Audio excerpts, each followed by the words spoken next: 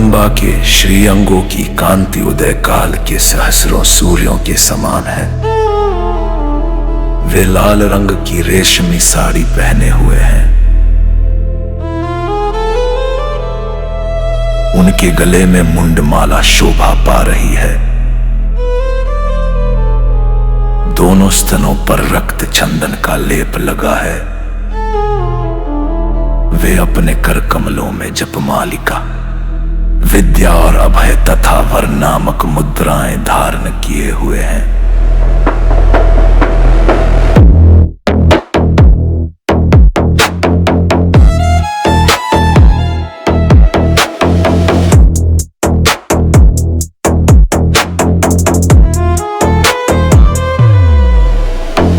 इन नेत्रों में सुशोभित मुखारविंद की बड़ी शोभा हो रही है।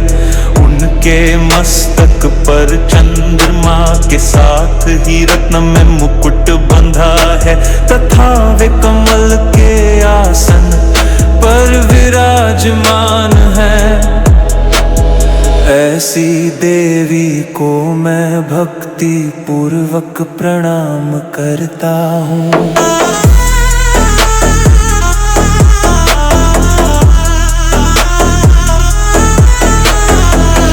कहते हैं दैत्यों की सेना को इस प्रकार तहस नहस होते देख महादैत्य सेनापति चिक्षुर क्रोध में भरकर अंबिका देवी से युद्ध करने के लिए आगे बढ़ा। वह सुरण भूमि में देवी के ऊपर इस प्रकार बाणों की वर्षा करने लगा जैसे बादल मेरुगिरी के शिखर पर पानी की धार बरसा रहा हो।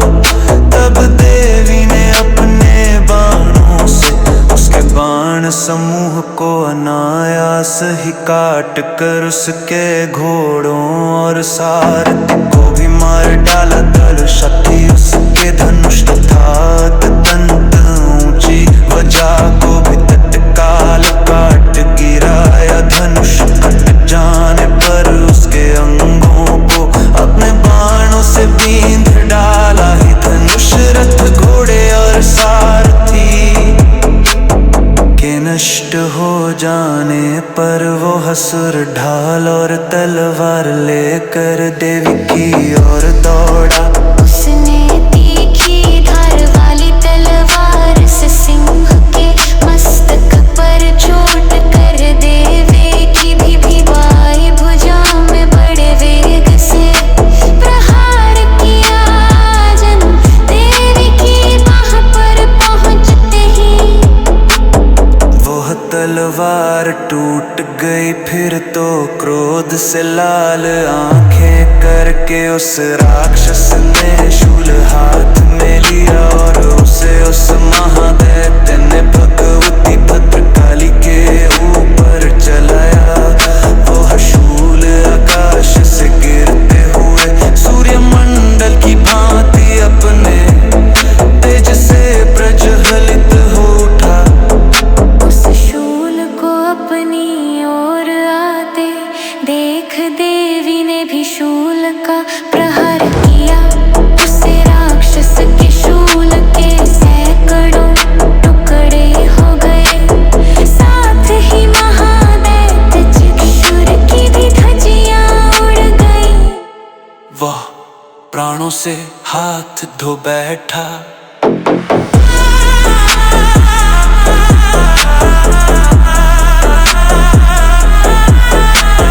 महिषासुर के सेनापति उस महापराक्रमी चिक्षुर के मारे जाने पर देवताओं को पीड़ा देने वाला जामर हाथी पर चढ़ के आया।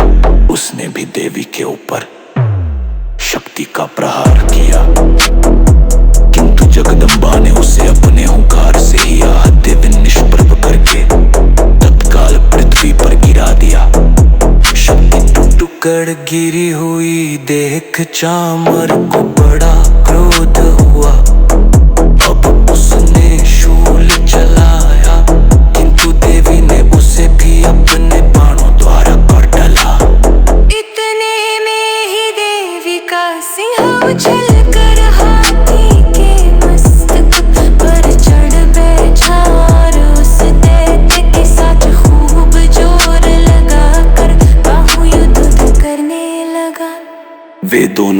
लड़ते हाथी से पृथ्वी पर आ गए और अत्यंत क्रोध में भरकर एक दूसरे पर बड़े भयंकर प्रहार कर प्रहार करते हुए लड़ने लगे।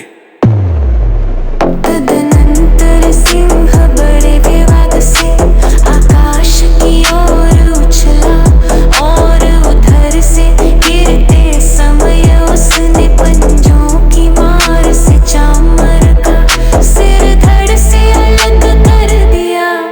इसी प्रकार उदग्र भी शिला और वृक्ष आदि की मार खाकर रणभूमि में देवी के हाथ से मारा गया तथा कराल भी दांतों मुक्कों और थप्पड़ों की चोट से धराशायी हो गया।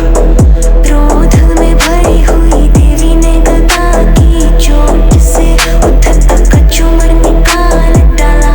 भिंदीपाल से वाशकल को तथा बाणों से ताम्र और अंधक को मौत के घाट उतार दिया। तीन नेत्रों वाली परमेश्वरी ने त्रिशूल से उग्रास उग्रवीर तथा महाहनु नामक दैत्यों को मार डाला।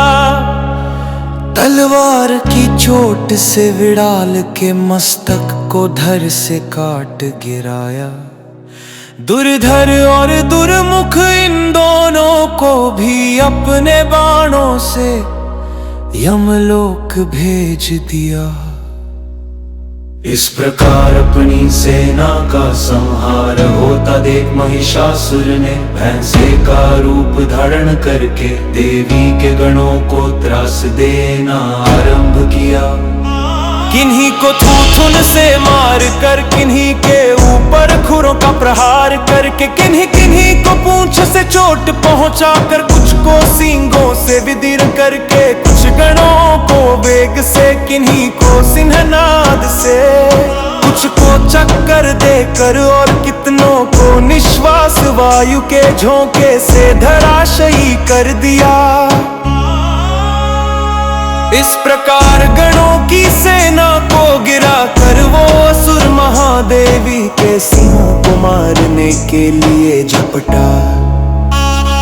इससे जगदम्बा को बड़ा क्रोध हुआ। उधर महापराक्रमी महिषासुर भी क्रोध में भरकर धरती को खुरों से खोदने लगा तथा अपने सींगों से ऊंचे ऊंचे पर्वतों को उठाकर फेंकने और गर्जने लगा। उसके वेग से चक्कर देने के कारण पृथ्वी क्षुब्ध होकर फटने लगी। उसकी पूंछ से टकरा कर समुद्र सब ओर से धरती को डुबोने लगा। हिलते हुए सींगों के आघात से विदीर्ण होकर बादलों के टुकड़े टुकड़े हो गए। उसके श्वास की प्रचंड वायु के वेग से उड़े हुए सैकड़ों पर्वत आकाश से गिरने लगे। इस प्रकार क्रोध में भरे हुए उस महादैत्य को अपनी ओर आते देख चंडिका ने उसका वध करने के लिए महान क्रोध किया। उन्होंने पाश फेंक कर उस महान असुर को बांध लिया। उस महासंग्राम में बंध जाने पर उसने भैंसे का रूप त्याग दिया और तत्काल सिंह के रूप में वह प्रकट हो गया।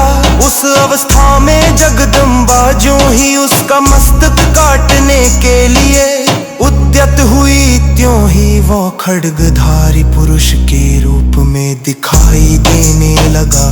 तब देवी ने तुरंत ही बाणों की वर्षा करके ढाल और तलवार के साथ उस पुरुष को बींध डाला।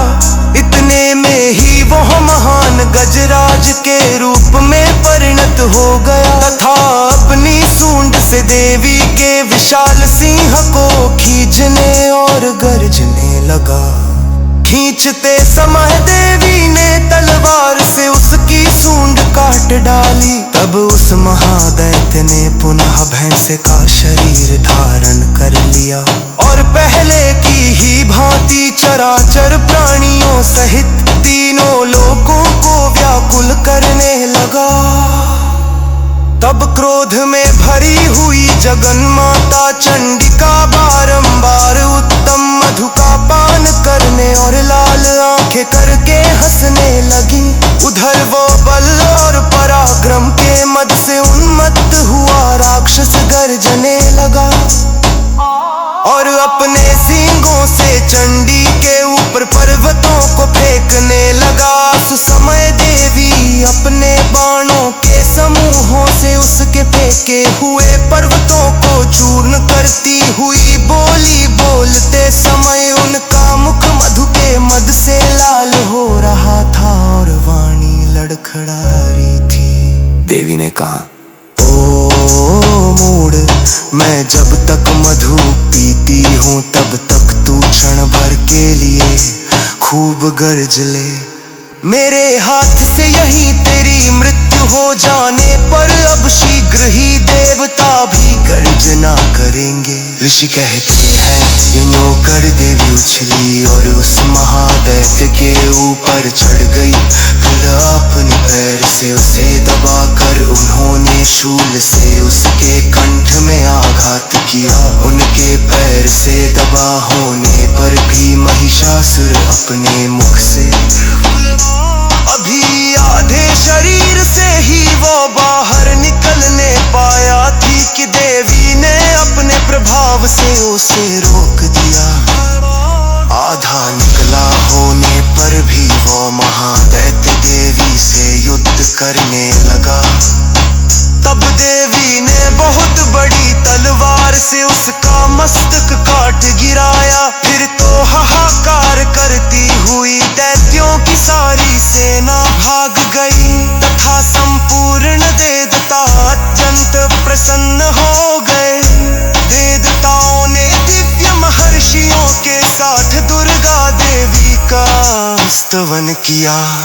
गंधर्वराज गाने लगे तथा सरानक करने लगे। मुस्कुताशी मारकन ने कुरान नसा पर निटमन बन कर भी तखण के दिन कर करके भी महोत्म में मक्षासुर वजनामक तीसरा अध्याय टूटा हुआ।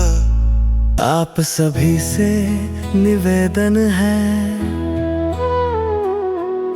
कि चैनल को सब्सक्राइब अवश्य करें, एक वृक्ष अवश्य लगाएं, आपका दिन शुभ हो, आपका दिन शुभ हो।